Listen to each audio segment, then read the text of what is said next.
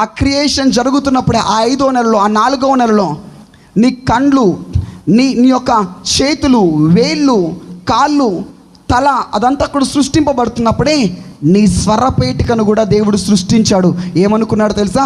దీని ద్వారా నా నామము మహిమపరచబడాలని దాంట్లో అభిషేకాన్ని పెట్టాడు.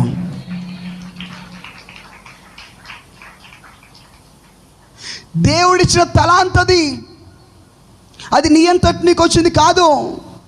తండ్రి నీకు ఇచ్చినటువంటి అభిషేకపు ఆస్తి, ఆయన నీకు ఇచ్చిన టాలెంట్, ఆయన నీకు ఇచ్చిన వరం, ఆయన నీకు ఇచ్చిన కృప. ఎందుకు దాన్ని పాడు చేస్తున్నావు? ఎందుకు దాన్ని దుర్వ్యాపారం చేస్తున్నావు? ఎందుకు దాన్ని నాశనం చేస్తున్నావు? Rise up.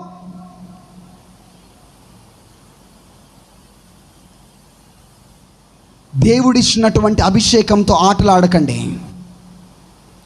దేవుడిచ్చిన తలాంతులతో ఆటలాడకండి.